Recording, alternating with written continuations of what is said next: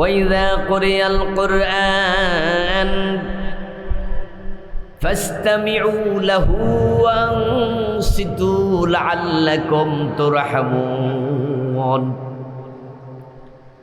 আল্লাহ তাআলা বলেন, যখন কোরআন পড়া হয়, কোরআন থেকে কথা বলা হয়, তখন তোমরা মনোযোগ দিয়ে শোনো এবং নিজেরা পরস্পর কোনো কথা বলো না। ফাস্তামিউ লাহু, তোমরা মনোযোগ দিয়ে শোনো। মনোযোগ বোঝেন? শুধু কান দিয়ে শোনা না, মন সাথে থাকবে, কানের সাথে মনের যোগ থাকবে। যদি কানের সাথে মনের যোগ না থাকে, তাহলে এই কথা অন্তর পর্যন্ত পৌঁছায় না। শুধু শুনলে হবে না। যদি শুধু শুনলেই হতো, তাহলে মাইকম্যানরা ওয়াজ শুনতে শুনতে বড় আলেম হয়ে যেত। কারণ প্রায় মাহফিলে মাইক লইয়া যাওয়া লাগে, কিন্তু ওদের কান যদিও মাহফিলে, মন থাকে মাইকের ব্যাটারিতে। কারণ হলো, যদি একটু উল্টা পাল্টা আওয়াজ হয়, তাহলে মাহফিল কমিটিও দমকাইব, হুজুরও দমকাইব, মানুষ মন্তব্য করব যে দূর মাইকের আওয়াজটা ভালো হয় নাই। এজন্য ওরা মাইকগুলো কান দিয়া শুনলেও মন রাখে কোন জায়গায় কি হইতেছে, ঠিক হয়েছে কিনা, নাট বল্টু ঠিক আছে কিনা। তাই মাহফিলের শেষে সাক্ষাৎকার নিয়েন, আজকে নিয়েন না, আজকে নিলে আবার কইতে পারবো, আজকে শুনবো আবার মনোযোগ। অন্য সময় সাক্ষাৎকার নিয়েন মাহফিলের পরে, যে কোন হুজুর কি ওয়াজ করছে, কও বিষয়বস্তু কি, দেখবেন এরা কইতে পারবো না। কারণ তারা কান দিয়ে শুনেছে, মন দিয়ে শোনার সুযোগ তাদের নাই। তারা ব্যস্ত থাকে অন্য মাসালায়, অন্য কাজে। এখন আপনারাও মাহফিল আসছেন, কান দিয়ে শোনেন, মন এখানে নাই, তাহলে আমার 1 ঘন্টার ওয়াজ ফাও গেল। অনেক শ্রোতা বাংলাদেশে আছে যারা মাহফিলের শেষে জিজ্ঞেস করলে কইতে পারে না হুজুরের ওয়াজ কি করছে। এমনি বলে, ওয়াজ কেমন হয়েছে, কয় না মাশাআল্লাহ ভালো হয়েছে। কি কইছে, কয় মনে নেই। কোরআনের কথা শুধু কান দিয়ে শোনা যাবে না। কান দিয়ে শোনাকে আরবিতে বলা হয় আস-সামউ, আস-সামাউ। আর কানের সাথে মন যদি যোগ হয়, তখন বলা হয় ইস্তেমা'। আল্লাহ বলছে ফাস্তামিউ লাহু, কোরআন যখন পড়া হবে তখন মনোযোগ দিয়ে শোনো। এই কথা বলে কেন ফোলাপান, এখনো তো মনোযোগ নাই রে। হুজুর মেহমান হই আমরা দমকায়, আমরা কি মেজবান। আজকে যারা ছাত্রছাত্রী তারা হলো আয়োজক, আর আমরা হইলাম মেহমান, ঠিক না? আজকে উদ্যোক্তা কারা? এই যে লেখা আছে ছাত্র ছাত্রী এই প্রতিষ্ঠানে। তাহলে তোমরা মেহমানের সাথে আজকে বেকদরি করা যাবে না। মেহমানদেরকে সম্মান করতেই হবে আজকে, কমপক্ষে না করলে আমরা জোর করে আদায় করে নেব। তাহলে প্রথম কথা হলো মনোযোগ দিয়ে শোনা। ওয়াংসিতু, দ্বিতীয় অর্ডার আল্লাহর, এবং চুপ থাকো। খেয়াল করছেন আল্লাহর কথার ডিজাইন?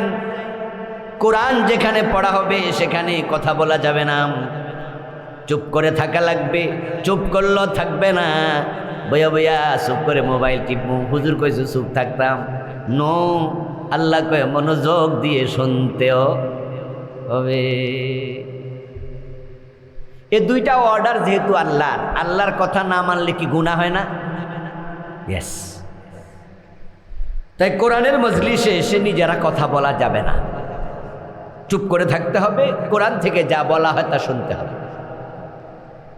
যে আল্লাহ তাআলা আমাদেরকে কোরআনের মজলিসে একসাথে হওয়ার তৌফিক দিলেন, আমরা তার প্রশংসা করেছি নাকি? আরেকবার পড়ি আলহামদুলিল্লাহ। প্রিয় ভাইয়েরা, আমি আপনাদের সম্মুখে পবিত্র কোরআন মাজিদ থেকে সূরাত বানী ইসরাঈলের 23 এবং 24 দুটি আয়াত তেলাওয়াত করেছি।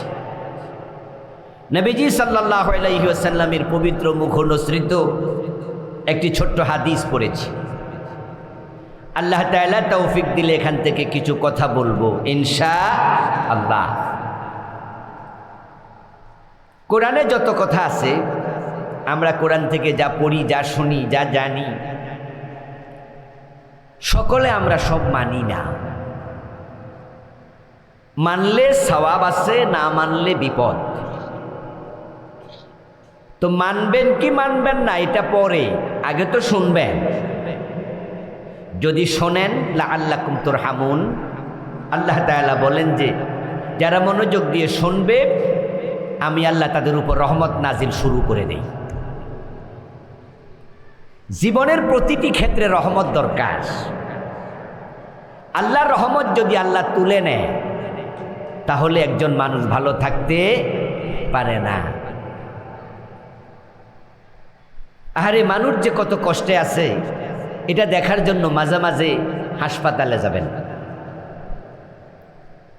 আমরা তো ঘুরতে কোথায় যাই জানেন? আমরা ঘুরতে যাই বিভিন্ন পার্কে, চিড়িয়াখানায়। ঘুরতে যে আমরা নদীর তটে, সমুদ্রের বিচ,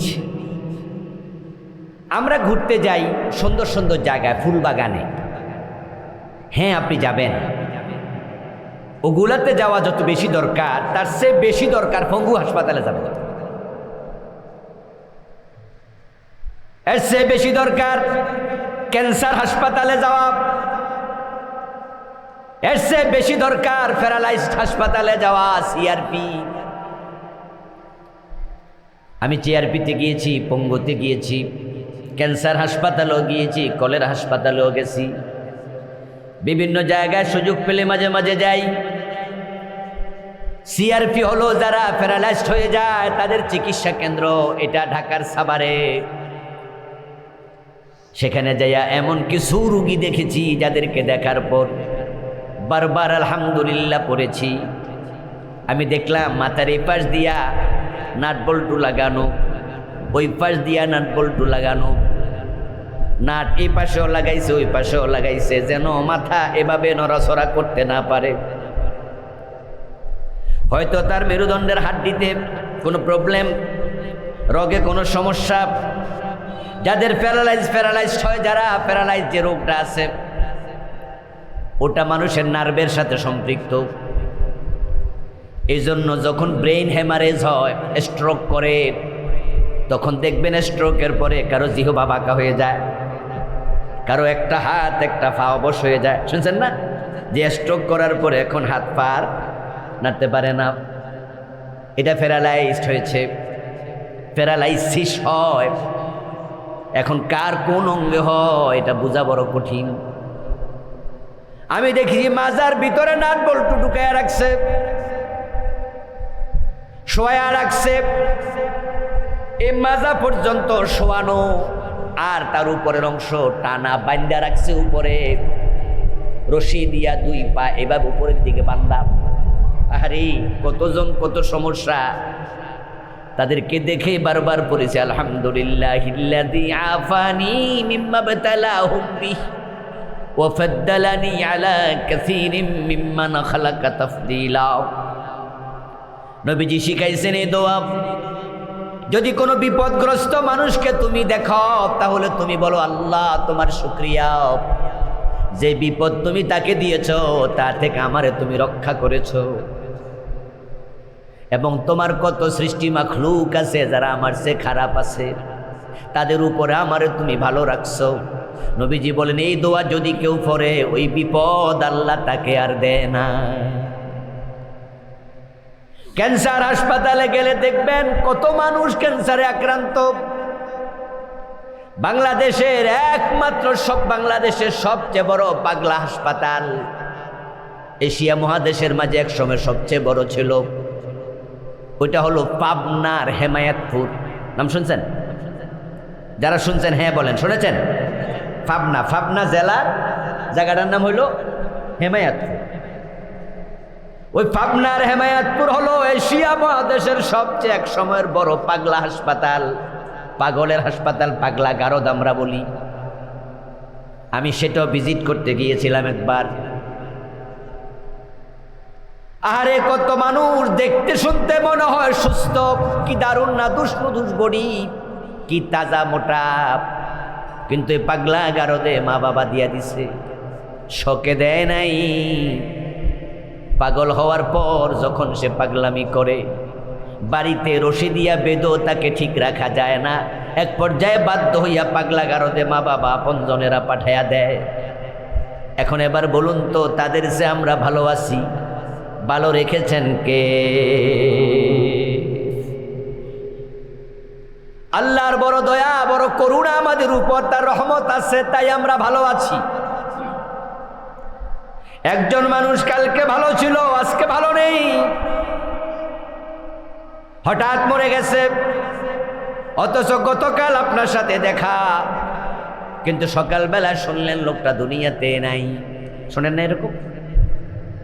এই যে রাস্তাঘাটে অ্যাক্সিডেন্ট করে, অ্যাক্সিডেন্ট করার 30 সেকেন্ড আগে বেটা জানে নাকি? আরে 5 সেকেন্ড আগেও তো জানে না। এই জন্য আল্লাহর রহমত আমাদের জীবনের সারাক্ষণ দরকার। আর যারা কোরআন পড়বে, কোরআন শুনবে, কোরআনের প্রতি মহাব্বত রাখবে, কোরআনের মজলিস আদব রক্ষা করে থাকবে, লাআল্লাকুম তুরহামুন, আল্লাহ বলে তাদের উপর তিনি আল্লাহ রহমত নাজিল করেন। সুতরাং আজকে আমরা এখানে যতক্ষণ থাকবো, আমরা নিজেরা কোনো কথা বলবো না, বলেন ইনশাআল্লাহ। এটা কোরআনের মজলিসের আদব। আচ্ছা, আমি আপনাদের সামনে পড়েছি সূরা বনী ইসরাঈলের 2টি আয়াত। চলুন আমরা এখান থেকে শুনি আল্লাহ কি বলতে চান। আল্লাহর বক্তব্য, ওয়াকাদা রাব্বুকা, হে প্রিয় নবী, আপনার রবের সিদ্ধান্ত, ফয়সালা, আল্লাহ তা'বুদু ইল্লা ইয়াহু, সিদ্ধান্তটা হলো তোমরা জমিনে যতদিন বেঁচে থাকবে এক আল্লাহ ছাড়া কারো ইবাদত করতে পারবে না। ওয়া বিল ওয়ালিদাইনি ইহসানা, এবার দ্বিতীয় সিদ্ধান্ত হলো শুধু আমার ইবাদত করলে হবে না, মা বাবার সাথে সর্বোত্তম আচরণ করিতেই হবে। বিশেষ করে ইম্মা ইয়াবলুগান্না ইনদাকাল কিবার আহাদুহুমা আও কিলাহুমা, ওই মা বাবার দুজন অথবা একজন যদি বুড়া হয়ে যায়, তাহলে মা বাবা বুড়া হলে তাদের সাথে ভালো ব্যবহার করতে হবে আরো বেশি। ওয়া কুল্লাহুমা কাওলান কারীমা, এবং মা বাবার সাথে সব সময় বিনম্র ব্যবহার, বিনম্র আচরণ, সম্মানসূচক কথা বলবে। মা বাবার সাথে কখনো জোরে শব্দ করে কথা বলা যাবে না, বেয়াদবি তো দূরের কথা। ওয়াকফিদ লাহুমা জানাহাদ যুল্লি মিনার রাহমা, এবং তারা যখন বুড়ো হয়ে যায় তখন তোমাদের 2 হাত ভালোবাসা নিয়া নরম করে তাদের দিকে সব সময় সম্প্রসারিত করে রাখবে। এজন্য বুড়া মা বাবাকে দৌড়ে টয়লেটে নেয়া, টয়লেট থেকে নিয়ে আসা, তাদের খাবার দাবার সামনে আগায়া দেয়া, খাবারের পর ওষুধ খুলে দেয়া, শীতের সকালে গরম পানি করে অজুর ব্যবস্থা করা, তাদের যেই কোনো সমস্যা সবার আগে দাঁড়িয়ে যাওয়া, দৌড়াইয়া যাওয়া, সহযোগিতা করা, এটা সন্তানের জন্য আবশ্যক, এটা ফরজ, এবং এটা করার জন্য অর্ডার করেছেন কে? ওয়াকুর রাব্বিরহামহুমা কামা রাব্বায়ানি সগীরা, এবং তোমরা বলবে বেশি বেশি করেও, আমাদের রব আমার ছোটকালে 2 জন মানুষ আমাকে যেমন ভালোবাসছে, দয়া দেখাইছে, আমিও দোয়া করি তুমি তাদেরকে দয়া দেখাও। আমার তেলাওয়াতকৃত 2টি আয়াতের সরল অনুবাদ করলাম। এই 2 আয়াতে মেসেজ 2টি। প্রথম মেসেজ হচ্ছে আল্লাহ ছাড়া কারো ইবাদত করা যাবে না। আমি কি মনোযোগ পাইতেছি সবার ছাত্রদের? আচ্ছা, ইবাদত করব কার? সব ছাত্র ভাইরা বলতে হবে, অন্যরাও বলবে। ইবাদত করব কার? আমাদেরকে আল্লাহ বানাইছেন শুধু ইবাদতের জন্য। এই জন্য আমাদের কাম একটা, সেটা কি? ইবাদত।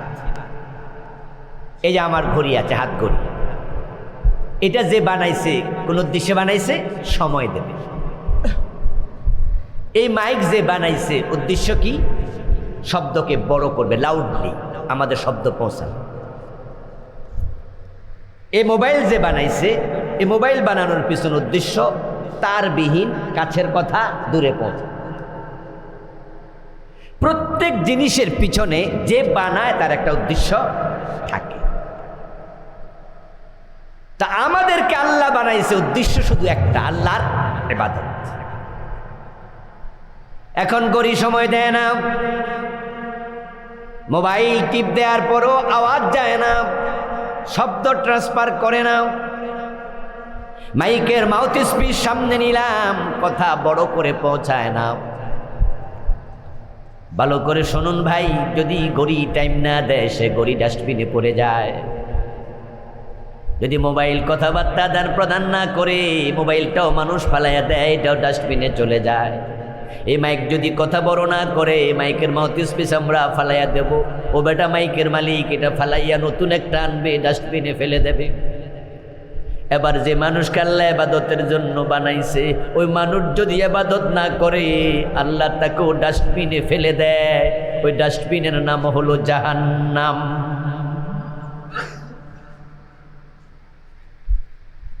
আল্লাহর ইবাদত যে করবে তাকে আল্লাহ সম্মান দেবে। এই হাত করি আমাকে যতদিন সময় দেয় আমি এটাকে যত্ন করি, সামান্য ময়লা লাগলে এটাকে আমি মুছি, এবং এটা যেন পানিতে নষ্ট না হয়। ওযু করার সময় আমি খুলে পকেটে রাখি, যত্ন নেই। এ মোবাইল যদি সময় দেয় আমাকে, মোবাইল কথাবার্তা ঠিকঠাক মতো পৌঁছায়, এটাতে আমি কোনো ময়লা লাগলে আমি পরিষ্কার করে রাখি। আমি এটাকে সেভ করার জন্য কভার লাগাইয়া রাখি, কত যত্ন নেই। কিন্তু যখনই সে তার উদ্দেশ্য পরিপূর্ণে ব্যর্থ হবে, তার পারপাস সার্ভ করবে না, তখন আমি এটার যত্ন আর নেই না। এটা যেখানে পড়ে থাকগা, আমি আর খোঁজও নেই না। ঠিক যারা আল্লাহর ইবাদত করে না, ওই বান্দার প্রতি আল্লাহ তাআলার কোনো যত্ন নেয় না। ওই বান্দা যা মনে চায় করুক, যা মনে চায় করুক, যেখানে মনে চায় যাক, আল্লাহ তাকে ছেড়ে দেয় তার ইচ্ছার উপরে। এভাবে চলতে চলতে একটা সময় আসবে যখন ইন্না লিল্লাহি ওয়া ইন্না ইলাইহি রাজিউন এ দোয়া আমরা পড়ি মৃত্যুর খবরে। যেই মানুষ ইবাদত করে না তাকেও মরা লাগে, আর যে ইবাদত করে তাকেও মরা লাগে। যে ইবাদত করতে করতে মরে, মৃত্যুর ফেরেশতা এসে সালাম দিয়া তার জানটা বের করে জান্নাতি রেশমি কাপড়ে ঢুকাইয়া আদর করতে করতে জান্নাতের অংশ ইল্লিনে নিয়ে রেখে দেয় বড় সম্মানের সাথে। এবং ওই ব্যক্তি কবরের মাঝে জান্নাতের বিছানায় শুইয়া ঘুম দেয়। এক ঘুমে কিয়ামত হয়ে যাবে। কিয়ামতের মাঠে ওঠার পর জান্নাতের গাড়িতে করে আল্লাহ হাসরের নিচে নিয়ে হাসরে নেবে। হাসরের ময়দানে না ঢুকাইয়া আরশে আজিমের নিচে নিয়ে বসাবে। তারপরে ডান হাতে আমলনামা দিয়া বিনা হিসাবে আল্লাহ তারে জান্নাতে ঢুকাইয়া দেবে। আর যে আল্লাহর ইবাদত করবে না, মৃত্যুর ফেরেশতা এসে জাহান্নামের আগুন দিয়ে বানানো চাবুক দিয়া তার পিঠের মাঝে আর চেহারার মাঝে পিটাবে। ওয়ালাউ তারা ইয ইয়াতাওয়াফাল্লাযীনা কাফারুল মালাইকাতু ইয়াদরিবুনা উজুহাহুম ওয়া আদবারাহুম ওয়া যুকু আযাবাল হারিক। এটা কোরআনের আয়াত। ও নবী, কাফের মুশরিক ফাসিক ফুজ্জার যখন মারা যায়, যদি আপনি দেখতেন ফেরেশতা কিভাবে তার চেহারার পিঠের মাঝে চাবুক দিয়ে পিটায়, তারপর তার দেহ থেকে তার রূহটাকে টেনে এসে বের করে লাইতে ফুটবলের মতো এটা জাহান্নামের নিকৃষ্ট একটা অংশ সিজ্জিন। ওইটা সপ্ত জমিনের নিচে, ওই সপ্ত জমিনের নিচে জাহান্নামের সিজ্জিনে তার রূহটাকে ফেলে দেয়, আর তার কবরটাকে আল্লাহ অগ্নিকুণ্ড বানায়া দেয়। ওই কবরে জাহান্নামের আগুনে জ্বলতে থাকবে কিয়ামত পর্যন্ত। তারপর হাসরের ময়দানে তুলে আল্লাহ তাকে জাহান্নামে আবার ফেলে দেবেন, তার শেষ। যারা ইবাদত করে তারা জান্নাতি, যারা ইবাদত করে না তারা হবে জাহান্নামী। এবার আপনাদের কাছে আসি, যারা মনোযোগ দিয়ে শুনতেছেন তারা একটু জবাব দেন, আমরা জান্নাতে যেতে চাই না জাহান্নামে? কোথায় যেতে চান? সবাই বলেন, কোথায় যেতে চান? এখন জান্নাতে যেতে হলে ইবাদত করতেই হবে। এখন ইবাদতটা কি? ইবাদত কি? আমাদের দেশের মানুষ অধিকাংশ ইবাদত বোঝে না। 10% লোক ইবাদত বুঝে কিনা আমি সন্দিহান। হিন্দু বৌদ্ধের কথা বলছি না, মুসলমানদের কথা বলছি। আর যারা বোঝে তাদের মাঝে কতজন ইবাদত করে সেটাও প্রশ্ন। ইবাদত না বুঝার কারণে 5 ওয়াক্ত নামাজি অথচ সুদে টাকা লাগায়, এমন নামাজিও আছে। অফিসার 5 ওয়াক্ত নামাজ পড়ে, ঘোষ না দিলে পাইলে সিগনেচার করে না, এমন অফিসারও আছে। নামের আগে আলহাজ, অথচ হাজি সাহেব নিজের বউয়ের মোহরানা দেয় নাই। মা মরছে 5 বছর, বাপ মরছে 7 বছর, এখনো বোনের হক দেয় না। নিজেরটাও খায়, বোনেরটাও খায়, এমন হাজি বাংলাদেশে নাই। এই যে আপনাদের কোম্পানিগঞ্জ বাজারে কত বিশাল মার্কেট, কত দোকান, শত শত দোকান। দোকানদারদের মাঝে রমাদানে রোজা রাখে কমপক্ষে 70 থেকে 80% দোকানদার, কিন্তু ওজনে কম দেয় না, মালে বেজাল দেয় না, বেচা কেনায় 2 নাম্বারই করে না, এমন 5%ও পাবেন না। বরং 100 জন দোকানদারের মাঝে 95 জন 2 নাম্বার। ওজনে কম দিচ্ছে না হয় মাঝে বেজাল দিচ্ছে, আপনাকে ঠকানোর জন্য ধান্দা করছে। এবং মিথ্যা কথা বলে না এমন ব্যবসায়ী শতকরা 2% পাওয়া যাবে। আমাদের দেশে এত ভেজাল মাল, পৃথিবীর কোনো দেশে এত ভেজাল মাল হয় না। মালে 2 নাম্বার হয় না এমন মাল আমাদের দেশে খুব কম। যে যেই সেক্টরে কাজ করে সে তার নিজের সেক্টরে 2 নাম্বারই করছে। অবাক হয়ে যাবেন যে হুবহু নকল করে, হুবহু। বিআরবি, তার বিআরবি কেবল বাংলাদেশের সেরা ব্র্যান্ড। আপনি তাদের তার কিনতে যাবেন, বাংলাদেশের এই জাতীয় ইলেকট্রনিক্স মাল, ইলেকট্রিসিটি, ইলেকট্রিকের মালামাল সবচেয়ে বেশি বিক্রি করে নবাবপুর, গুলিস্তানের সাথে যেটা। ওই নবাবপুরে যাওয়ার পর আপনি বিআরবি কেবল যদি আপনি ঠিকঠাক জায়গায় কিনতে না পারেন তাহলে 2 নাম্বারে ভরা। অবাক হয়ে যাবেন যে 1 নাম্বার 2 নাম্বার পাশাপাশি রাখতে আপনি বুঝতে পারবেন না কোনটা 1 নাম্বার কোনটা 2 নাম্বার। প্রতিটা কাজে, প্রতিটা জায়গায় এই 2 নাম্বারই যারা করে তাদের মাঝে সবাই কি হিন্দু? ঢাকা শহরে আমরা 1 নাম্বার দুধ পাই না, গ্রাম থেকে দুধ কিনে নেই মাঝে মাঝে। কারণ ঢাকা শহরে দুধ অধিকাংশের মাঝে আমাদের বুড়িগঙ্গার পানি, তাও বালা জায়গার পানি হইলে তাও কেতাম যা খাইছি তো খারাপ, কিন্তু মিক্স করে বুড়িগঙ্গার পানি। ওই দিক থেকে দুধ আনে, আনার পথে নৌকার মাঝে উঠটা ডামের মাঝে বুড়িগঙ্গা থেকে পানি দেয়। একবার নাকি দুধ মাপার সময় চিংড়ি মাছ লাফ দিয়ে উঠছিল, তখন যে কিনতেছে ও বেটা দেখে লাইছে, দেখে বলে এই দুধওয়ালা চিংড়ি মাছ লাফায় কেন? দুধওয়ালা বলে গরু মনে হয় কচুরি পানা খাইছিল। ও বেটার দোষ না, কার দোষ? গরুর দোষ। গরু কচুরি পানা খাইছিল, হতে পারে কচুরি পানার সাথে চিংড়ি খাইছে আর ওলান দিয়া চিংড়ি পড়ছে। লেখা থাকে খাঁটি গরুর দুধ পাওয়া যায়। আচ্ছা, কোনো গরু কি অখাঁটি দুধ ওলান দিয়া দিছে জীবনে? তো খাঁটি শব্দ এখানে লেখা দরকারটা কি? কোম্পানিগঞ্জ বাজার যাবেন মধু কিনতে, দেখবেন দোকানে লেখা আছে খাঁটি মধু পাওয়া যায়। আচ্ছা, কোনো মৌমাছি কোনোদিন কি মৌচাকে 2 নাম্বার মধু আনছে? তো খাঁটি লেখা দরকার কি? এর মানে আমরা মানুষ, আমরা কোনো জিনিসকে আসল রাখছি না, সব ভেজাল দিয়ে ভরপুর করছি।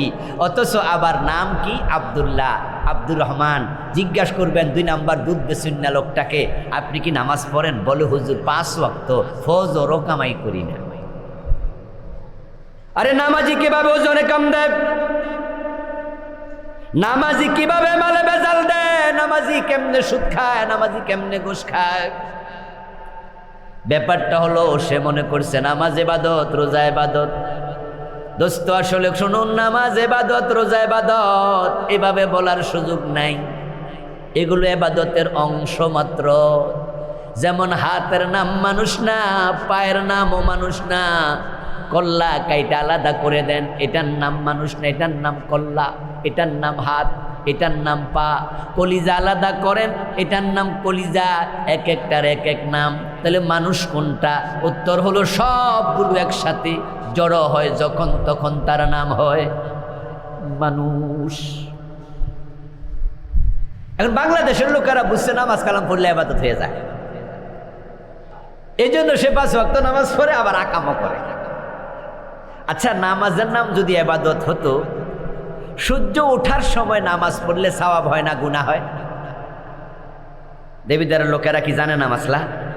আওয়াজ দেন। সূর্য ওঠার সময় নামাজ পড়া জায়েজ না হারাম? তো হারাম কাজ করলে সওয়াব হয় না গুনাহ হয়? তো জবাব দেন না সহজ সহজ করে। সূর্য ওঠার সময় নামাজ পড়লে সওয়াব হয় না গুনাহ হয়? তো নামাজ না ইবাদত, গুনাহ হবে কেন? জবাব দেন। ঈদের দিন রোজা রাখলে সওয়াব হয় না গুনাহ হয়? তো রোজা না ইবাদত, গুনাহ হবে কেন? আসলে ব্যাপারটা হলো, যখন আল্লাহ নামাজ পড়তে বলছে তখন পড়া ইবাদত, যখন পড়তে মানা করছে তখন না পড়া ইবাদত। রোজা রাখতে যখন বলেছেন আল্লাহ তখন রাখা ইবাদত। যখন রমাদানের চাঁদ উঠে গেল, এখন নবীজি বলছেন তাসুমু হাযিহিল আইয়াম ফাইন্নাহা আইয়ামু আকলিন ওয়া শারবিন ওয়া বিআল। তোমরা রোজা রাখো तमाम বছর, কিন্তু 5 দিন রোজা রাখা যাবে না। কয়দিন রোজা রাখা যাবে না? আমার ছাত্র ভাইয়েরা কথা বলো, কয়দিন রোজা রাখা যাবে না? কয়দিন? তার মাঝে হচ্ছে ঈদুল ফিতর একদিন, ঈদুল ফিতর রোজার ঈদের দিন, আর বাকি থাকলো কয়দিন? ওই 4 দিন কখন? ঈদুল আদহা একদিন। তাহলে কয়দিন হলো? 2 দিন। ঈদুল আদহার পরে 3 দিন। তাহলে 10 তারিখ, 11 তারিখ, 12 তারিখ, 13 তারিখ। ঈদুল আদহার সাথে হলো 4 দিন, আর ঈদুল ফিতরের 1 দিন। সবাই বলেন এবার মোট কয়দিন? এই 5 দিন রোজা রাখা জায়েজ না হারাম? রাখলে সওয়াব হবে না গুনাহ হবে? এবার বলুন তো, ঈদুল ফিতরের আগের দিন রোজা ভাঙ্গা যাবে? ওটা তো রমাদান মাস, তখন ভাঙলে হবে গুনাহ। আর ঈদের দিন রোজা রাখলে হবে গুনাহ। তাহলে কি নামাজ রোজা ইবাদত না আল্লাহর হুকুম ইবাদত? আবার বলেন, নামাজ রোজা ইবাদত না আল্লাহর হুকুম ইবাদত? যখন হুকুম করছে করো, যখন হুকুম করছে ছাড়ো। তো ইবাদত যদি আল্লাহর হুকুমের নাম হয়, তাহলে নামাজ পড়লেন, সুদ কেমনে খান? সুদ না খাওয়া এটা কি আল্লাহর অর্ডার নয়? তা আপনি হুকুম একটা মানবেন আরেকটা মানবেন না, তাহলে তো ইবাদত হয় না। ইবাদত শব্দের অর্থ দাসত্ব, আনুগত্য, গোলামি, চাকুরি। চাকর থেকে চাকুরি, চাকর যোগ রস্যই ই প্রত্যয়। স্কুলে পড়ায় না প্রত্যয় সমাস, সন্ধি বিচ্ছেদ, কারক। ই যোগ হয়েছে, চাকর যোগ রস্যই সমান সমান চাকুরি, চাকর থেকে। এই চাকরকে বলা হয় আব্দ, চাকুরিকে বলে ইবাদত, গোলামকে বলে আব্দ, গোলামিকে বলে ইবাদত। চাকরি দিয়ে বুঝাইলে সহজ হয়, যেহেতু পৃথিবীতে এখন গোলামির সিস্টেম নাই। এক সময় ছিল, ছিল না এক সময়? হযরত বেলাল কি ছিলেন? কথা বলে না ভাইরা, কি ছিলেন?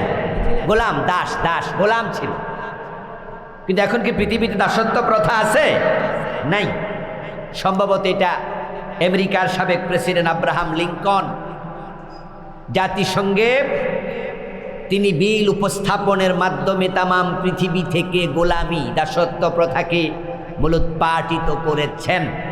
এজন্য আজকের পৃথিবীর 228টা রাষ্ট্রে কোনো দেশেই দাসত্ব প্রথা এখন আর নাই। এটা আন্তর্জাতিকভাবে নিষিদ্ধ কাজ। কিন্তু চাকরির সিস্টেমটা আছে। আমাদের বাংলাদেশে চাকরি নাই? আছে। যে হাই স্কুলে আমরা আজকে মাহফিল করছি, এই হাই স্কুলে যারা শিক্ষকতা করে তারাও চাকরি করে। তারা কার চাকরি করে? সরকারের। তারা সরকারের চাকর, সরকারের চাকরি করছে। যারা টিওনু, আজকে এখানে প্রধান অতিথিকে টিওনু সাহেব না নাকি সভাপতি? সভাপতি উপজেলা নির্বাহী কর্মকর্তা অফিসার, এর মানে তিনি টিওনু। উনি সরকারের চাকর। যারা ডিসি তারাও সরকারের চাকরি করে। যারা একবারে সচিব তারাও চাকরি করে। আচ্ছা, এই যে আপনাদের হাই স্কুলে টিচার, প্রিন্সিপাল, এরপর হেডমাস্টার, সহকারী হেডমাস্টার, টিচাররা আছে যারা চাকরি করে, চাকরি করার কি কোনো নিয়ম নাই? আচ্ছা, যে চাকরি করে সে কি মন মতো চাকরি করতে পারে? এটা চাকরির সিস্টেমের মাঝে নেই। চাকরির সাথে নিয়ম জড়িত। তাই যারা আমরা আল্লাহর ইবাদত করব, আপনি নামাজও পড়বেন, সুদও খাবেন, নামাজও পড়বেন, গোশও খাবেন, আপনি জুমার দিন পড়বেন, ওয়াক্তিয়া পড়বেন না, জোহর পড়বেন, মাগরিব পড়বেন না, এশা পড়বেন, ফজরের টাইমে ঘুমাইয়া থাকবেন, মন মতো চলবেন, এটা চাকরের জন্য অনুমতি নাই। এই স্কুলে যিনি চাকরি করেন, টিচার, এই আমার দিকে তাকান, মনোযোগ না থাকলে মজা পাই না তো। এই স্কুলে যে শিক্ষক চাকরি করে, নতুন করে জয়েন করছে, সরকারি সিস্টেমে নতুন নতুন টিচার, কেউ বিদায় নেয়, কেউ আসে, এটাই নিয়ম। যে ভাইটি এই স্কুলে গণিতের শিক্ষক হিসাবে জয়েন করলেন গত মাসে, এখানে জয়েন করার সময় তিনিও জানেন ক্লাস 6 থেকে ক্লাস 10 পর্যন্ত এখানে আছে হাই স্কুল। হেডমাস্টার অধীনে আমি চাকরি করি। এখন হেডমাস্টার আমাকে যেই ক্লাসে অঙ্ক নিতে বলবেন, যে ক্লাসে আমাকে ক্লাস দেবেন, ক্লাস 7-এ, 8-এ, 9-এ, ওই রুটিনের আলোকে আমাকে ক্লাসে যেতেই। এখন হেডমাস্টার ওনাকে ডেকে এনে জয়েন করার পর বলল, স্যার মোস্ট ওয়েলকাম, আমার হাই স্কুলে আপনাকে অনেক অভিবাদন, স্বাগতম। আপনি জয়েন করছেন, এই হলো আপনার রুটিন। ক্লাস 8-এ প্রথম ঘন্টা, ক্লাস 10-এ দ্বিতীয় ঘন্টা, তৃতীয় ঘন্টা আপনার ফ্রি, নাস্তা পানি খাবেন, বিশ্রাম নেবেন। চতুর্থ ঘন্টা ক্লাস 8-এ, এই ক্লাসগুলো আপনি করবেন। উনাকে একটা রুটিন ধরাইয়া দিল। আমি একজন শিক্ষক, তা আমাদেরকে আমাদের প্রিন্সিপাল রুটিন ধরাইয়া দেয়। যেমন আপনাদের এখানে আসার আগে আমি কামেল ক্লাস নিয়ে আসছি। আমি 9:10-এ ক্লাসে ঢুকেছি, 10:05 আগে আমি ক্লাস থেকে বের হয়ে তারপরে আপনাদের এখানে রওনা দিচ্ছি। আমার একটা ক্লাস ছিল আজকে। এখন এই যে ক্লাস নেয়া, শিক্ষক ধরাই দিল প্রিন্সিপাল শিক্ষককে রুটিন। আচ্ছা, আপনারা যারা বোঝেন একটু জবাব দিয়ে আমাকে। এখন যদি এই টিচার রুটিন না মানে, চাকরি থাকবো? টিচার যদি ক্লাস মতো ক্লাসে না যায়, রুটিন মতো, প্রিন্সিপালের কাছে যখন রিপোর্ট আসবে তখন প্রিন্সিপাল ওনাকে ডাকবেন। প্রথম দিন হয়তো কিছু বলবেন না, বকা দেবেন না, কোনো প্রেশার দেবেন না। প্রথম দিন বলবে, স্যার আপনারা না ক্লাস 10-এ ফার্স্ট পিরিয়ড দিছিলাম। এবার প্রিন্সিপাল বলার পর শিক্ষক বলতে হবে সরি। এটা চাকরির বিধি যে আপনাকে বলতে হবে, স্যার খেয়াল নাই, সরি, বা এই কারণে যেতে পারি না, এক্সকিউজ কর। কিন্তু যদি শিক্ষক কয় যে আপনি ক্লাস 10-এ ক্লাস দিচ্ছেন, কি হয়েছে? আমি গেলাম না। তখন এবার হেডমাস্টার মনে মনে কইব, লোক কি মাথার সমস্যা? কি শিক্ষক পাইলাম যে বেটার আমি ক্লাস 10-এ ক্লাস দিছি, বেটা কইতেছে আমি গেলাম না। এর মানে চাকরির যে সিস্টেম বেটা এটা বুঝেই না, তো ব্যাককল পাইছি। সাথে সাথে হেডমাস্টার বলবে, আপনি এসব কি বলেন? গেলাম না মানে কি? আরে আপনি এসব কি বলছেন? এটা একই সমস্যা পরের দিন, একই সমস্যা 2-3 দিন, একই সমস্যা 5 দিন, উনাকে করবে শোকজ। বলবো উনার মতো শিক্ষক দরকার নেই, আপনি সিস্টেম মতো চলবেন কিনা লিখিত জবাব দেন। জবাব যদি সন্তোষজনক না হয় তাহলে আপনাকে আইনি সিস্টেমে পরবর্তীতে অ্যাকশনে ফেলা হবে। ওই লেটারে যদি উনি লিখে যে স্যার অতীতে যা করেছি ভুল হয়েছে, ভবিষ্যতে আর এই জাতীয় কাজ করিব না, করিলে আপনি আইনি সিদ্ধান্ত যা হয় নিবেন, আমার আপত্তি থাকিবে না, তাহলে এবার প্রিন্সিপাল হেডমাস্টার যদি মনে করে মাপ দিলাম, যদি মনে করে না নিলাম না, এটা আপনাকে আবার শোকজ করা হবে, পরে ডিসমিস করে দেয়া হবে। আপনার মতো চাকর এ প্রতিষ্ঠানে দরকার নাই, আউট। যারা পুলিশে জয়েন করে, সেনাবাহিনীতে জয়েন করে, সেনাবাহিনীতে যে জয়েন করলো, জয়েনিং এর দিন থেকে তুমি আর তুমি নাই। আগে ছিলাম আমি, এখন আর আমি নাই। এর মানে কি জানেন? এখন আমি সেনাবাহিনীর সিস্টেমের ভিতরে পড়ে গেলাম। আগে আমি কোম্পানিগঞ্জ বাজার, পাশের বাজার, কাছের বাজার আসেনি, সৈয়দপুর বাজার আসেনি কি এখানে? ওখানে সেলুন আছে না, ইয়াং ফলাবান, তো সেলুনে গিয়ে বলছে যে আমার চুলের কাটিংটা দেন, শাহরুখ খানের কাটিং। আরো কত মেসি, নেইমার, কত রকমের ভিউ কার্ড ঝুলানো, ছবি ঝুলানো দেখি, দেখবেন যে এই সেলুনের মাঝে গেলে কত রকমের ছবি, ডিজাইন রে কত, হিন্দি কাটে, যা করছেন করেন গা। আমার কাটিং শাহরুখ খানের কাটিং দেন, সালমান খানের কাটিং দেন, ও বেটা সুন্দর করে দিয়া দিছে। কিন্তু যখন সেনাবাহিনী জয়েন করছ, এখন সেনাবাহিনী সিস্টেমের বাহিরে চুলের কাঠিন আর চলবে? তোমার বাবা ইটালি থাকে, সেখান থেকে তোমার জন্য জুতা পাঠাইছে, এটার দাম বাংলাদেশি টাকায় 50,000, 30,000। কিন্তু সেনাবাহিনীতে জয়েন করছো, যখন অফিস করতে যাবে তখন সেনাবাহিনীর জুতা আলাদা, এই ইটালির জুতার। বাইতুল মুকাররমে যাইয়া বড় চয়েস করে ওমানি একটা টুপি কিনছো, দাম হলো 1300, 1500, 2000, 3000 টাকা দামের টুপি।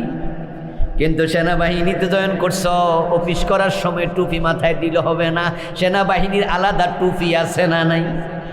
জুতা আলাদা, টুপি আলাদা, জামা আলাদা, প্যান্ট আলাদা, পায়ের মোজাটা আলাদা, চুলের কাটিং আলাদা।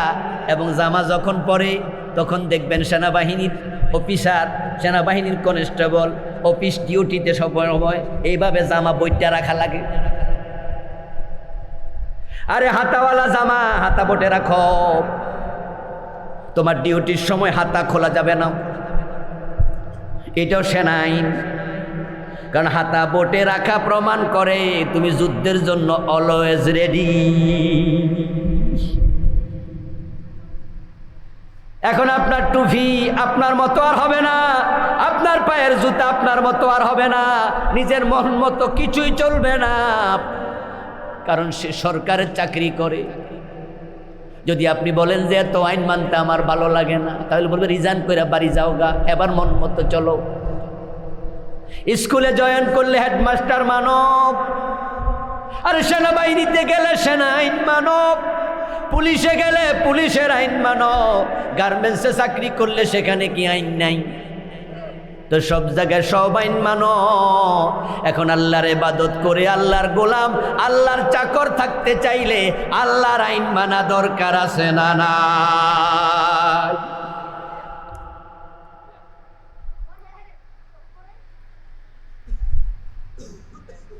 সেনাবাহিনীতে ট্রেনিং দেয় লেফট রাইট, শুনছেন না?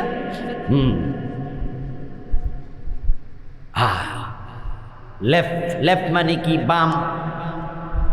লেফট বললে বাম পা সামনে দাও, রাইট বলার সাথে সাথে ডান পা সামনে দাও, হ্যান্ডস আপ বলার সাথে সাথে 2 হাত উপরে তোলো, ঘুরিয়ে দাঁড়াও, ঘুরে দাঁড়াও বললে ঘুরে দাঁড়াইতে হবে। একটু দেরি হলে পিছন দিয়া ব্যাক সাইডে লাথি মারে, অফিসার লাথি দিয়া শোয়া ফেলে। ও দোস্ত, দুনিয়ার 20,000 50,000 টাকা দামের চাকরিতে উল্টা পাল্টা চললে যদি অফিসারের লাঠি খাওয়া লাগে, লাথি খাওয়া লাগে, প্রিন্সিপালের শোকজ খাওয়া লাগে, এখন আল্লাহর ইবাদতে উল্টা পাল্টা করলে বিপদ আছে না নাই? আমারও আসই না, অনেকে মনে মনে করবেন কই তাহলে আমরা যে নামাজ কালাম ঠিক করি না, বিপদ কই? কোনো বিপদ তো নাই। এই যে আমাদের পাশের বাড়ির আব্বাস মিয়া সুদ খাইতে খাইতে 3 তলা বিল্ডিং বানাইলেছে। গোশখোর অফিসার, দেখি তার মেয়ে ম্যাজিস্ট্রেট, তার ছেলে ইঞ্জিনিয়ার, হে নিজে 10 তলা বিল্ডিং বানাইলেছে। বিপদ কই হুজুর? আমনে কোন বিপদ? আমি তো বিপদ দেখি না। তার জবাব হচ্ছে আল্লাহ ধৈর্যশীল, তাই তিনি একটু দেরিতে ধরে, তবে ধরলে আর কাউকে ছাড়ে না। শেখ হাসিনারে ধরে নাই, এক ধরা দিল্লি গেছে। কি ঠিক না বে ঠিক? 15 বছর পরে ধরছিল, কিন্তু ধরতে কিন্তু সময় নিছে আল্লাহ। মানুষে প্রথমে ভোট দিছিল কয় বছরের লাগে, কথা কয় না কেন দোস্তরা? সাইকেল আছে কত বছর? 15 বছর। পাবলিকে প্রথমে ভোট দিয়েছিল 5 বছরের লাগে, পরের কিন্তু আর ভোট না, দিন একটা রাতে সারা দিচ্ছে, রাতেরটা তাহাজ্জুদের সময় সারা। আমি কি ভুল কথা বলতেছি? ভোট দিয়েছিল 5 বছরের লাগে, পরে নিজে কারিশমা করে 15 বছর থেকে, এবং 15 বছর না থাকতে চাইছে 41 সন। ভিশন 2041 মনে আসেনি? ভিশন 2041 মানে 41 সন। আর আমরা যারা আছি, এই আমার মতো দাড়ি ফাঁকা টাকা কিছু আছে, বুড়া টুরা হয়ে যেতেছি আমরাও ভাবছিলাম এই বেড়ি মরার আগে মনে হয় আর নড়াচড়া। কি এরকম ধারণা কি আসে নাই আপনাদের মনে? বুড়া ভাইয়েরা কথা কোন আসে নাই? ফোলাপান হঠাৎ রাস্তা নামছে, এরা বোঝে টোঝে না তো, ফোলাপান মানুষ তো, হেরা হয়তো আমাদের মতো এরকম ভাবে নাই, কিন্তু আমরা বুঝে লাইছিলাম যে 41 নাই, বেড়ি মরার আগে আর। এবং তাদের বড় নেতা আমাদের কাদের কাকা, উনিও কিন্তু বলেছিল একটা মিটিংয়ে, কিসের আন্দোলন করবা এই বছর না ওই বছর, মানুষ বাঁচছে কয় বছর, বলে নাই ভাই? এর মানে উনিও বুঝাইছে যে পারবা না, আমরা বইছি তো বইছি। 15 বছরে সাইদি সাহেবরে মেরে লাইলাম, হাসপাতালে নিয়ে ওষুধ খাওয়াইয়া, বিষ প্রয়োগে, অমকরে তমকরে ফাঁসে দিয়া লাইলাম, হেফাজতের আলেমদেরকে সাপলা সতরে গুলি কইরা এক রাতে খালি করে লাইলাম। কি এর ধরা? ও হুজুর আপনি কোন আল্লাহ ধরবো? কই ধরে? 15 বছর চলে গেল ধরে না। ওরাও ভাবছিল 41 সন পর্যন্ত ধরবে না। আল্লাহ কয় জিনা, আমি ধৈর্যশীল, আস্তে ধরি, আর যেদিন ধরি সেদিন আর ছাড়ি না। এবার আপনাদের থেকে একটু জবাব চাইবো, যারা নামাজ কালাম পড়ে না তারা কি আসলে সারা পাইয়া গেছে? আল্লাহ ধরবে না? যারা সুদ খায় তাদেরকে ধরবে না? যারা ঘুষ খায় তাদেরকে ধরবে না? যারা হারাম খায় ধরবে না? অপেক্ষায় থাকো, অপেক্ষায় থাকো। এটা করবা ওটা করবা না, এটার নাম ইবাদত নয়। ইবাদত হো মা তাকুমুর রাসূল ফাখুযুহু ওয়া মা নাহাকুম আনহু ফান্তাহু। ইবাদত মানে হলো আমার রাসূল যা করতে বলেছেন করো, যা ছাড়তে বলেছেন ছাড়ো। আমার রাসূল যা নিয়ে এসেছেন আঁকড়ায়া ধরো। আল্লাহ রহির মাধ্যমে যা তিনি নিষেধ করছেন সেগুলো পরিত্যাগ করো। এই দুইটা একসাথে গ্রহণ করার নাম হলো ইবাদত।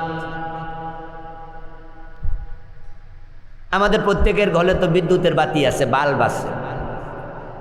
আচ্ছা, বাল্ব যে জ্বলে সুইচে টিপ দিলে ওই বাল্বে দেখবেন যে 2টা তার যাইয়া ঢুকছে, একটা নেগেটিভ আর একটা কি। এই 2টা যদি একসাথে না ঢোকে আলো দেয়, একটা খুললে আর একটা যতই ভালো আলো দেবে। তো নামাজ পড়ছেন, রোজা রাখছেন, হজ করছেন, যাকাত দিচ্ছেন, এটা পজিটিভ। কিন্তু সুদ খাইও না, ঘুষ খাইও না, হারাম খাইও না, আল্লাহর আইন ছাড়া কারো আইন মানা যাবে না, এমন কথা কোরআনে আছে না নাই? সুদ খাওয়া যাবে না কোরআনে আছে না নাই? তা আপনি সুদ খান, আপনি আল্লাহ ছাড়া ব্রিটিশ আইন মানেন। 54 বছর আল্লাহর আইন দিয়ে একদিনও দেশ চালায় না, ব্রিটিশ আইনে দেশ চালায়, আর আপনি তাদেরকে ভোট দেন, তাদের কর্মী, তাদের নেতা মানেন। তাহলে বোঝা গেল আপনি আসলে ভালো গোলাম না।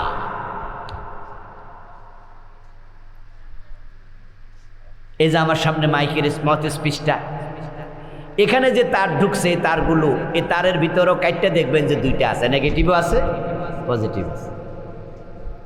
আপনি একটা খুলে ফেলবেন, মাইকের আওয়াজ বন্ধ, আর একটা থাইক্কাও লাভ নাই। এই যে ব্যাটারি আছে না, ব্যাটারিতে দেখবেন যে দুইটা ক্লিপ আছে, আসেনি? একটা খুলে ফেলেন, আওয়াজ বন্ধ। তো যারা আপনারা সুদখোর, ঘোষখোর, হারামখোর, মানুষ ঠকান, যারা আল্লাহর আইন না মাইনা মানুষের আইন মানেন, আপনি অসল মাল, অসল মাল, আপনি অসল মাল। আল ইবাদাতু হিয়া কাযাউল হায়াতি বিহাসবি আওয়ামিরিল্লাহি তাআলা ওয়া নওয়াহি। ইবাদত মানে হলো আল্লাহর আদেশ এবং নিষেধের আলোকে, রাসূলের আদেশ এবং নিষেধের আলোকে জীবন পরিচালনা করার নাম। যদি নবীজির মতো ঘুমান তাহলে ঘুমটা ইবাদত হয়ে যায়। ইবাদত কঠিন কিছু না। ইবাদত হচ্ছে মানুষের জীবনের সাথে একবারে পুরা রিলেটেড একটি বিষয়, মানে এটা জীবন ঘনিষ্ঠ। যে জিনিস যত বেশি জরুরি আল্লাহ সেটাকে করেন তত সহজ, এটা আল্লাহর একটি নিয়ম। আবার বলতেছি, শুনিয়েন, মনোযোগ দিয়ে শুনতে, শুরুতে বলেছি, যে জিনিস যত বেশি জরুরি আল্লাহর সিস্টেম হলো তিনি এটাকে করেন তত সহজ। তো ইবাদত যেহেতু পুরা জীবনে করা জরুরি, তাই ইবাদত একটা সহজ বিষয়। যেমন আমাদের বেঁচে থাকার জন্য বাতাস খুব জরুরি, কারণ বাতাসে থাকে অক্সিজেন, আর অক্সিজেন ছাড়া আমরা, যদি 5 মিনিট পৃথিবীতে অক্সিজেন না থাকে, 5 মিনিট পরে পৃথিবীর মানুষের সংখ্যা কতজন? কারণ আমরা 5 মিনিট অক্সিজেন ছাড়া বাঁচতে পারবো না। এই জন্য দেখেন, এই জিনিসটা বেশি জরুরি, তাই পৃথিবীর সব জায়গায় বাতাস আছে না নাই? জেনারেটর আছে? জি। আচ্ছা শোনেন, কথা কি শোনা যায়? ফাইন। আমাদের বেঁচে থাকার জন্য অক্সিজেন যেহেতু সবচেয়ে বেশি জরুরি, এজন্য আল্লাহ বাতাস রেখেছেন পৃথিবীর সব জায়গায়। কিন্তু পানি, মানুষ যখন একবার পানি পান করে, সে 48 ঘন্টার বেশি সময় পানি পান না করলেও বেঁচে থাকতে পারে। কারণ কিডনির মাঝে আল্লাহ তাআলা পানি জমা করে রাখার মতো কিছু জিনিস দিয়ে রাখছে। তাই পানি আমরা সব জায়গায় পাই না। যেমন মরুভূমিতে কি পানি আছে? কিন্তু মরুভূমিতে ছাগল চড়া এমন মানুষ আছে না? মরুভূমিতে আমরা বেড়াইতে যাই, ঘুরতে যাই, জঙ্গলে সব জায়গায় পানি পাওয়া যায়, সব জায়গায় পানি। যেমন এখানে বসে আছি, এখানে কি মাঠে পানি আছে? কিন্তু এখানে বাতাস আছে না নাই? আপনি এখানে বেঁচে থাকার জন্য পানি দরকার নাই, তাই সব জায়গায় পানি নাই, কিন্তু বাতাস সব জায়গায় লাগে, এই জন্য সব জায়গায় বাতাস আছে না নাই? যে জিনিস যত জরুরি সেটা তত সহজ। সহজ বানায় কে? এই জন্য আল্লাহ ইবাদতকে সহজ করেছেন। নবীজি যেভাবে ভাত খাইছে সেভাবে যদি আপনি ডান হাতে খান, নবীজি রুটি খাইছে, খেজুর খাইছে, উনার খাবার গ্রহণের সিস্টেম, হালাল খাবার খাইছে, অপচয় করে নাই। আপনিও হালাল খান, ডান হাতে খান, অপচয় করবেন না, তাহলে খাওয়া প্রতি লোকমায় আল্লাহ নেকি দেবেন, খাওয়াটাও ইবাদত হয়ে যায়। নবীজি যা করেছেন সেটা করা ইবাদত। এবার বলুন তো, প্রিয় নবী যখন মদিনায় 10 বছর প্রেসিডেন্ট ছিলেন, রাষ্ট্র চালাইছেন, ওই রাষ্ট্র নবীজি মন মতো চালাইছে না কোরআন মতো? কথা বলুন, নবীজি দেশ চালাইছে মন মতো না কোরআন মতো? বাংলাদেশে কোরআন আছে না নাই? এখন কোরআন দিয়া বাংলাদেশ চালানো দরকার আছে না নাই?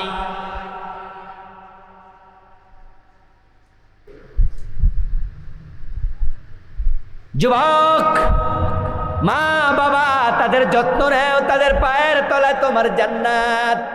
তোমার বাবা তোমার জান্নাতের সবচেয়ে বড় দরজা, ওই দরজা ভেঙে দিও না, ওই দরজা বন্ধ করে দিও না। কিন্তু আজকে তো মা বাবার সাথে ভালো ব্যবহার করে এমন সন্তানের সংখ্যা দিন দিন বাড়তেছে না কমতেছে? জবাব দেন। মা বাবার সাথে ভালো ব্যবহার করে এমন মানুষ বাড়ে না কমে? কারণটা কি? আজ থেকে 30 বছর আগে বাংলাদেশে কোনো ওল্ড হোম ছিল আমরা জানি না, শুনতাম না। ইয়াতিমখানার কথা আমরা শুনেছি, দেশে ইয়াতিমখানা আছে, কিন্তু এখন আছে বৃদ্ধ নিবাস। ঢাকার চারপাশে এখন বৃদ্ধ নিবাসের সংখ্যা 50-এর বেশি। এক একটা বৃদ্ধ নিবাসে 200, 300, 400, 500 বুড়া বুড়ি থাকে। আগে ছিল ইয়াতিমখানা, এখন বৃদ্ধ নিবাস। দেবিদ্বারের মানুষ হয়তো কেউ কোনো নতুন শুনতেছে, হুজুর কয় কি? কারণ বৃদ্ধ নিবাসে আমি নিজে ভিজিট করছি। গত বছর মাহফিল ছিল মাওনা চৌরাস্তা, গাজীপুরের পরে। ওদিকে যাচ্ছিলাম, রাস্তার মাঝে দেখি একটা সাইনবোর্ড, বৃদ্ধ নিবাস, নাম আছে অমুক বৃদ্ধ নিবাস। দেখে আমি এরো চিহ্ন দেয়া, রাস্তার বাম দিকে একটা ফট ঢুকছে মেন রোড থেকে। আমি তখন ড্রাইভারকে বললাম গাড়িটা পিছাও। গড়ির দিকে তাকায় দেখি হাতে সময় আছে, মাহফিলে যাচ্ছি, সময় আছে হাতে। পিছালাম, চিকন রোডে ঢুকলাম, খুঁজতে খুঁজতে 3, 4, 5 কিলোমিটার পার হইয়া অনেক ভিতরে গিয়ে খুঁজে বের করলাম। ওখানে দেখি 3 তলা বিল্ডিং কয়েকটা, চারদিকে বাউন্ডারি ওয়াল। ম্যানেজারকে বলে অনুমতি নিয়ে ভিতরে ঢুকলাম। ঢুকে এবার দেখতে গেলাম। ম্যানেজারকে পরে জিজ্ঞাসা করলাম যে এখানে কতজন মুরব্বী থাকে? বলল 400-র অধিক, পুরুষ আর মহিলা। তা আমি জিজ্ঞাসা করলাম যে ওরা কি সবাই গরিব, আপনারা খাওয়ান? বলল হ্যাঁ, আমাদের মালিক গার্মেন্টসের মালিক অমক, কয়েকটা গার্মেন্টস ওনার আছে, পয়সাওয়ালা মানুষ, উনি দেয় খাবার দাবার। তবে এখানে অনেক ধনী, আমাদের 80%-এর উপরে ধনী মানুষ, বাকি 20%-এর কাছাকাছি হলো গরিব। ওদেরটা আমাদের মালিক সাহেব দেয়, আর বাকিটা ওরা টাকা দিয়ে খায়। মাসে 10,000, 12,000, 15,000 টাকা আমরা নেই, ক্যাটাগরি আছে। তা আমি বললাম 10-15,000 টাকা দিয়ে থাকে কেন?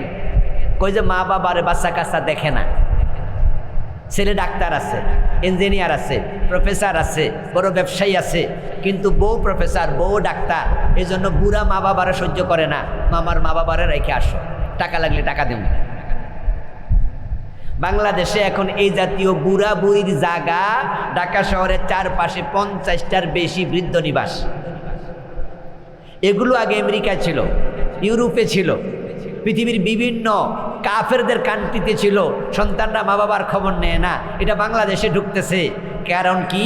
কারণ মানুষ দিন দিন আল্লাহর কোরআন থেকে দূরে সরতেছে।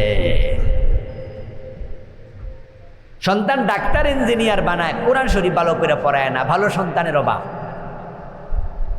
একসময় তাসলিমা নাসরিন ইসলামের বিরুদ্ধে কথা বলছিল, তাকে আমরা নাস্তিক বলেছি। তার বিরুদ্ধে আন্দোলন করে সে 90-এর দশকে তাকে বাংলাদেশ থেকে পলাইতে বাধ্য করেছি। আপনারা যারা মুরব্বী আছেন, আমার সমবয়সী আছেন, তারা জানেন যে তাসলিমার বিরুদ্ধে একদিনের হরতাল হয়েছিল। ওই হরতালে বাংলাদেশের মানুষ স্বেচ্ছায় দোকানপাট বন্ধ রাখছে, গাড়ি ঘোড়া বন্ধ ছিল। এবং আমি সেদিন ফজরের নামাজ জামাতে পড়ছি ঢাকা চট্টগ্রাম হাইওয়ে রোডে। আমাদের কথা ছিল, আমি সম্ভবত সেখানে ক্লাস 6-এ পড়ি, তখন 5 না 6-এ, তখন হাইওয়েতে এসে ফজরের নামাজের জামাত পড়ছি। এত শক্ত হরতাল হয়েছিল। তখন তাসলিমা নাসরিন বাংলাদেশ থেকে পালিয়ে গেছে। তাকে হেল্প করার মতো বাংলাদেশে কোনো লোক ছিল না। জনকণ্ঠ পত্রিকা তার পক্ষে লেখালেখি করছিল, পরে তারাও লেখালেখি বন্ধ করে দিছে। তাসলিমাকে হেল্প করার মতো কোনো নাস্তিক বাংলাদেশে নাই। কিন্তু এখন বাংলাদেশে নাস্তিক হয়ে গেছে কয়েক হাজার। শাহবাগের মোড়ে কিছু নাস্তিক সেখানে বসে ফাঁসি চাই মঞ্চ করছিল। ওই শাহবাগী যাদেরকে আমরা বলি, এখন প্রশ্ন হলো তাসলিমার সময় নাস্তিক 1-2 জন, এখন হাজার হাজার কোত্থেকে আসলো? এত খারাপ সন্তান কেন? এখন বৃদ্ধ নিবাস বাড়ে কেন? চোর ডাকাত বাড়ে কেন? মাদকসেবী বাড়ে কেন? আমাদের একটু চিন্তা ভাবনা করা দরকার আছে না নাই? 1 নাম্বার কারণ ভালো মা কমে গেছে। দ্বিতীয় কারণ মানুষ কোরআন বিমুখ হচ্ছে। 3 নাম্বার কারণ অপসংস্কৃতির আগ্রাসন চলছে। আরো কারণ আমি বলতে পারবো, 1-2টা বলি। একসময় আমাদের মায়েরা, আমাদের চাচিরা কম শিক্ষিত ছিল, কিন্তু বেপর্দা ছিল না। এজন্য বেপর্দা মায়ের পেট থেকে খারাপ সন্তান বের হচ্ছে। আমার দাদি আমার পাশের গ্রামে আমার ফুফি বিয়ে দিয়েছে, আমার বাড়ি 14 গ্রাম। আমার ফুফি বিয়ে দিয়েছে আমাদের পাশের গ্রামে। দাদিকে নিয়ে রাতের বেলা ফুফির বাড়িতে যেতে হতো, দিনের বেলা যাইতো না মাইয়ার বাড়ি। বোরকা পরার পরে ছাতি একটা লইত, মাগরিবের পরে ছাতি। কইতাম দাদি ছাতি দিয়া কি করবা? তুই বুঝদি না, চল। দাদির সামনে সামনে হাঁটতাম। রাস্তা যাওয়ার পর যখন শুনতো কোনো পুরুষ মানুষের কণ্ঠ শোনা যায়, দাদিকে দেখতাম ছাতাটা মেল্লা দইরা পাশে যাইয়া খারাইতাম। আমাদের সমবয়সী যারা আছেন সিনিয়ররা বলেন, রিক্সা যখন আগে মহিলারা উঠতো তখন রিক্সা চারপাশে কাপড় দিয়ে বাঁধতো না? ভিতরে বোরকা পরে বসার পরেও রিক্সা চারপাশে বাঁধতো। আমাদের মায়েরা পেট দেখায়, পিঠ দেখায়, বুট দেখায় রাস্তা আসে নাই। এই জন্য তাদের পেট থেকে কম শিক্ষিত হয়েছে, নাস্তিকের জন্ম হয় নাই। আর এখন মেয়েরা পেট দেখায়, পিঠ দেখায়, বুক দেখায়। যেই পেট পর পুরুষ দেখে, ওই পেট থেকে আল্লাহর ওলির জন্ম হয় না, নাস্তিকদের জন্ম হয়, মৎখরদের জন্ম হয়। যে বুকের সৌন্দর্য পর পুরুষ দেখে, ওই বুকের দুধ খাইয়া আল্লাহর ওলির জন্ম হবে না, হাসান হোসেনের জন্ম হবে না। বেপর্দা মহিলার পেট থেকে আব্দুল কাদের জিলানির জন্ম হতে পারে না। এক সময় বিয়ে করানোর জন্য গেলেই মা বাবারা জিজ্ঞাসা করতো, ভাই সাহেব মেয়েটা কোরআন শরীফ পড়তে পারেনি, মেয়ে ফদারদা করে কিনা। আর এখন এসব জিগাই না, এখন চামড়া সুন্দর হইলে চলে। আর যদি একটু আইএ পাস, বিএ পাস, অথবা প্রাইমারি স্কুলের টিচার, হাই স্কুলের মাস্টার হয়, আর যদি বিসিএস ক্যাডারে বেড়ি চাকরি পায়, তাহলে তো বেড়ির আর কিছু লাগে না। বয়ফ্রেন্ড 4-5 জন আছে, এমন মাইয়া আছে না নাই? এ মোবাইল আইসা আরো গজব করে দিচ্ছে, আরো গজব করে দিচ্ছে। যখনই বেহায়াপনা, বেপর্দা বেড়ে গেছে, তখনই দুনিয়াতে ভালো সন্তানের আগমন কমে গেছে। এই জন্য যারাই হাসান হোসেনের মতো নাতি চান, আপনার মেয়েকে পর্দা করা শিখান, বেপর্দায় চলতে দেবেন না। নয় আপনার মেয়ের পেট থেকে ঐশীদের জন্ম হবে ডিপজলের মতো এ জাতীয় কুলাঙ্গারদের। শুধু সিনেমার অভিনয় করে না, এক ডিপজলে সে সিনেমার অভিনেতা, সিনেমার নির্মাতা, সিনেমা হলের মালিক, একের ভিতরে 3। অন্য অন্য যেগুলো আছে আরো আছে সিনেমার সাহাব, কি জানি আমাদের দেশে এটা কি আছে, কি খান জানি, কি নাম, শাকিব খান। আচ্ছা, আমরা তো আর এগুলো জানি না। শাকিব খান শুধু অভিনয় করে, তার সিনেমা হল আছে আমি জানি না, সে সিনেমা বানায় না। কিন্তু ডিপজল মিয়া অভিনয় করে, হলও আছে, সিনেমা বানায়, মানে কবিরা গুনার ফ্যাক্টরি একাই নিজে। মানে আমি বলি যে তার মা বাবা, বাপ দাদা, 14 গোষ্ঠী কি পরিমাণ কবিরা গুনাহ করছে, কি পরিমাণ আল্লাহরে নারাজ করছে, তাদের পেট থেকেই জাতীয় সন্তান জন্ম নেয়। একটা সিনেমার নায়িকা যে পরিবার থেকে জন্ম নিছে, ওই পরিবারে 18 কলসি পাপওয়ালা জন্ম হয়েছে। কারণ সে একা জাহান্নামে যায় না, এদেশের লক্ষ কোটি যুবকরা জাহান্নামে নিয়ে যায়। এখন আপনার মেয়ে যদি বেপর্দা থাকে, তার পেট থেকে ভালো সন্তান হবে না। এটা 1 নাম্বার কারণ। দ্বিতীয় কারণ হচ্ছে কোরআন বিমুখতা। আমরা কোরআন থেকে মুখ ফিরিয়ে নিচ্ছি দিন দিন। আরে দোস্ত, এই যে হাই স্কুল মাঠে ওয়াজ, ধন্যবাদ জানাই হাই স্কুল কর্তৃপক্ষকে। তারা বছরে একবার আলেম ওলামা এনে মাহফিল করে, আপনাদের কোরআনের দিকে একটু ডাকে। কিন্তু তারা মন যতই ভালো, তারা চাইলে কি তাদের ক্লাস 6-এ কোরআন শরীফ পড়ানোর জন্য আলাদা সাবজেক্ট খুলতে পারবে? তারা ক্লাস 7-এ আলাদা কোরআন শরীফ পড়ানোর জন্য টিচার সরকারের কাছে চাইলে সরকার টিচার দেবে। ক্লাস 8-এর মাঝে 100 নাম্বার হাদিস ঢুকাইতে চাইলে ঢুকাইতে পারবে। এমন সিলেবাস বাংলাদেশে বানাইছে, ক্লাস 1 থেকে 5 দেখে দেখে বাংলা পড়তে পারে, ইংরেজি পড়তে পারে, কিন্তু আল্লাহর কোরআন দেখে দেখে পড়ার সিলেবাসে বই। 6 থেকে মেট্রিক ভালো শিক্ষিত হয়, কিন্তু কোরআন দেখে দেখে পড়তে পারে না। তারপর ইন্টারমিডিয়েট, তারপর অনার্স মাস্টার্স, ডাক্তার, মেডিকেলের ইঞ্জিনিয়ার, মেডিকেলের ডাক্তার। বাবা মরে গেলে জানাজার নামাজের ইমামতি করার মতো যোগ্যতাও তৈরি হয় না। এই যে বেগম খালেদা জিয়া কয়েকদিন আগে মারা গেলেন, ওনার জানাজার নামাজে লাখ লাখ মানুষ হলো। বাইতুল মোকাররমের খতিব আব্দুল মালেক সাহেব জানাজার ইমাম হবে কেন? তারেক জিয়া কি জানাজার নামাজটা পড়াইতে পারতো না? ও প্রিয় ভাই, হুজুর যখন দোয়া করে আল্লাহুম্মা গফিরলি হাইয়িনা ওয়া মাইয়িতিনা, আল্লাহ ক্ষমা করে দাও আমাদের জীবিতকে, ক্ষমা করোই মরা লাশ, আমার সামনে যে খাটিয়ার মাঝে শুয়ে আছে তাকে তুমি ক্ষমা করো। হুজুরের দোয়া আসে মুখ দিয়া। যদি সন্তান মায়ের লাশ, বাবার লাশ সামনে নিয়ে দোয়া করত, দোয়াটাই তো সন্তানের কলিজার ভিতর থেকে। তারেক জিয়া তার মায়ের যদি জানাজার নামাজটা পড়াইতো, তাহলে আমাদের আরো ভালো লাগতো না? আরো ভালো লাগতো না? পুরো জাতির কাছে কি চমৎকার মেসেজ যাইতো যে তারেক জিয়া তার মায়ের জানাজার নামাজ পড়াইছে। কেন পড়াইলো না? কারণ সে সাহস নাই, মনে মনে ভাবে যদি ভুল করে লাই, জানাজার নামাজে যে 4 তাকবীর ভুলে যদি 5টা দিয়া লাই, অথবা 4টার জায়গায় 3টা দিয়া সালাম ফিরাই, তাহলে এইটা যে আবার কবার করা লাগবো, ভুল হইলে পিছন দিয়া লোকজন লোকমা দিব না, তো লোকমা দিলে লোকমা এবার ভুল সুডান লাগবো না, তো সুডানের মাসলা জানা লাগবো না, তো মাসলা জন জানি না, এত ঝামেলা যাওয়া দরকার নাই, মালেক সাহেব হুজুরে পড়াক। ও দোস্ত, সিলেবাস যদি কোরআন হাদিস থাকতো, প্রতি ঘরে ঘরে বাবা মায়ের জানাজার নামাজের ইমাম তৈরি হয়ে যেত। কোরআন বিমুখ জাতি তৈরি করেছে আমাদের সিলেবাস। এখন আমি আবুল কালাম আজাদ এখানে ওয়াজ করলে কি হাই স্কুল কলেজে কোরআন ঢুকে যাবে? কিন্তু আপনাদের কাছে আমার জিজ্ঞাসা, ঘরে ঘরে কোরআনের শিক্ষিত, কোরআন পাঠক, কোরআন পড়তে পারে এমন সন্তান জন্ম হওয়া দরকার আছে না নাই? তো তাহলে সিলেবাস চেঞ্জটা কে করবে? আমি তো মাদ্রাসায় পড়ছি, আমি দামতি আলিয়ার ছাত্র, আপনাদের পাশেই তো দামতি দেবিদ্যার। আমরা যারা স্কুলে পড়ি, কলেজে পড়ি, মাদ্রাসায় পড়ি, আমাদের তো ইংরেজি একরকম, অঙ্ক একরকম, বাংলা একরকম। এই হাই স্কুলে 200 নাম্বার বাংলা, দাখিল মাদ্রাসায় কত নাম্বার বাংলা? 200। এই হাই স্কুলে ইংরেজি 200, দাখিল ইংরেজি 200। এই হাই স্কুলে বিজ্ঞান কি আছে? Physics, chemistry, biology. বিজ্ঞানে মাদ্রাসা ফিজিক্স, কেমিস্ট্রি, বায়োলজি। এই হাই স্কুল আছে জেনারেল ম্যাথ, উচ্চতর গণিত, হায়ার ম্যাথ। মাদ্রাসা আছে জেনারেল ম্যাথ, হায়ার ম্যাথ। তো তারা যা পড়ে আমরা সব পড়ি, সাথে আবার কোরআন পড়ি, হাদিস পড়ি। এখন আমাদেরকে যদি তোমরা ইংরেজি শিখতে বাধ্য করো দুনিয়ার প্রয়োজনে, আল্লাহর জান্নাতের জন্য স্কুল কলেজে কোরআন শিখতে বাধ্য করা দরকার আছে না নাই? কে করবে?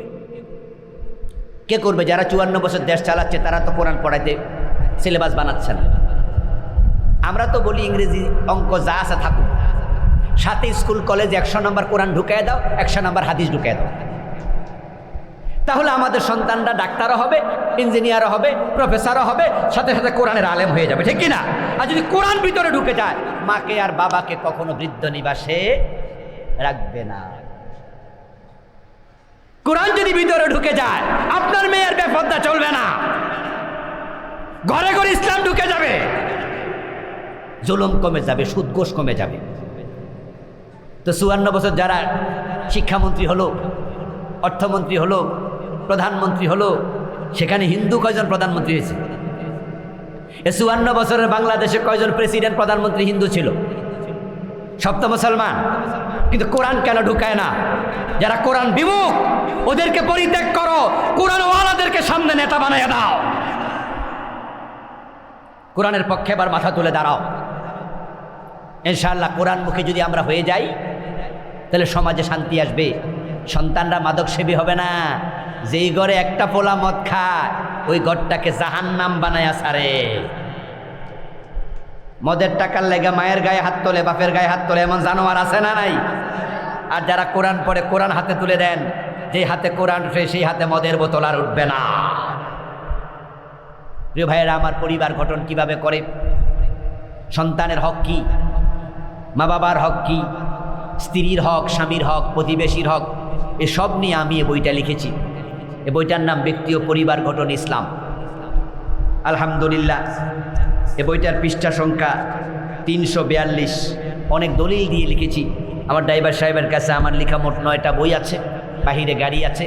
যারা চান স্ত্রীকে দেবেন পড়ুক, মেয়েকে দেবেন পড়ুক, সন্তানকে দেন পড়ুক, নিজে পড়েন, পড়ার কোনো বিকল্প নাই। ইসলাম জানুন, ইসলাম পড়ুন, ইসলাম বুঝুন, আল কোরআনের জীবন গড়ুন। আল্লাহ আজকের এই মাহফিলকে তুমি মেহেরবানি করে কবুল করো, বলেন আমিন। আমরা সংক্ষেপে দোয়া করে তারপরে বিদায় নিতে যাই। আল্লাহ তাআলা আজকের এই মাহফিলকে আমাদের নাজাতের উসিলা বানায়া দাও, আবারও বলেন আমিন। ওই যে দোয়া করে দেন না, দোয়া আপনি করেন। আর কোনো কথা আছে না?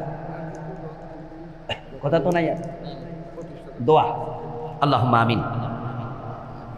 আলহামদুলিল্লাহি রাব্বিল আলামিন, ওয়াসসালাতু ওয়াসসালামু আলা নাবিয়িনা মুহাম্মদ ওয়া আলিহি ওয়া আসহাবিহি আজমাইন। রব্বানা যালামনা আনফুসানা ওয়া ইন লাম তাগফির লানা ওয়া তারহামনা লানাকুনান্না মিনাল খাসিরিন। রব্বানা আতিনা ফিদ দুনিয়া হাসানাহ وفي الآخرة حسنة وقنا عذاب النار رب ارحمهما كما ربياني صغيرا। ইয়া আল্লাহ, আজকের মাহফিল তুমি কবুল করে নাও। আমরা যারা এসেছি আমাদের জীবনের সবগুলা গুনাহ মাফ করে দাও। ইয়া আল্লাহ, আমাদের কারো মা নাই, কারো বাবা নাই, আপনজন প্রিয়জন কবরে, সকলের কবরকে বেহেশতের বাগান বানায়া দাও। মেহেরবানি করে সকলের জীবনের সব গুনাহ মাফ করে দাও। ইয়া আল্লাহ, এ প্রতিষ্ঠানের সম্মানিত ইয়া আল্লাহ প্রতিষ্ঠাতা, জমিদাতা, এ প্রতিষ্ঠান করার পিছনে যাদের উদ্যোগ ছিল, ভূমিকা ছিল, তাদের মাঝ থেকে যারা দুনিয়ায় নাই, সকলের কবরকে বেহেশতের বাগান বানায়া দাও। সকলের জীবনের সব গুনাহ মাফ করে দাও। রাব্বাল আলামিন, এ প্রতিষ্ঠানের শিক্ষক ছিলেন, শিক্ষিকা ছিলেন, এখন দুনিয়ায় নাই, চলে গেছেন দুনিয়া থেকে, তাদের কবরও হাদিয়া পৌঁছায়া দাও। তাদের কবরকে বেহেশতের বাগান বানায়া দাও। রাব্বাল আলামিন, ইয়া আল্লাহ, এখান থেকে 2026 সনে 200 জন ইয়া আল্লাহ এসএসসি পরীক্ষা অংশগ্রহণ করবে। এই ছাত্রছাত্রী সকলকে ভালো পরীক্ষা দিয়ে ভালো রেজাল্ট করার তৌফিক দাও। এ প্রতিষ্ঠানের মুখ উজ্জ্বল করার তৌফিক দাও। এ প্রতিষ্ঠান থেকে তুমি কিছু ভালো মানুষ তৈরি করে বের করে নাও। রাব্বাল আলামিন, ইয়া আল্লাহ, আমাদের মনের নেক আশাগুলো পূর্ণ করে দাও। আমাদের বিপদ আপদ তুমি দূর করে দাও। রাব্বাল আলামিন, ইয়া আল্লাহ, গোলাম মুস্তাফা সাহেব, উনার বাবা, উনার আপনজন যারা কবরে, সকলের কবরে হাদিয়া পৌঁছায়া দাও। সকলের কবরকে বেহেশতের বাগান বানায়া দাও। আগামীর বাংলাদেশকে কোরআনের বাংলাদেশ বানায়া দাও। এই জমিনকে কোরআনের জন্য তুমি কবুল করে নাও। আমাদের সকলকে কোরআনওয়ালা বানায়া দাও। আলেমদের সাথে সম্পর্ক বাড়ানোর তৌফিক দাও। আল্লাহ, মাহফিলকে আমাদের হেদায়াতের উসিলা বানায়া দাও। মাহফিলের জন্য যারা টাকা পয়সা দিলেন, বুদ্ধি পরামর্শ দিলেন, মেহেরবানি করে ইয়া আল্লাহ সকলকে তুমি হযরত ওমরের মতো ঈমানওয়ালা বানায়া দাও। সুবহানা রাব্বিকা রাব্বিল ইজ্জাতি আম্মা ইয়াসিফুন ওয়া সালামুন আলাল মুরসালিন ওয়ালহামদুলিল্লাহি রাব্বিল আলামিন।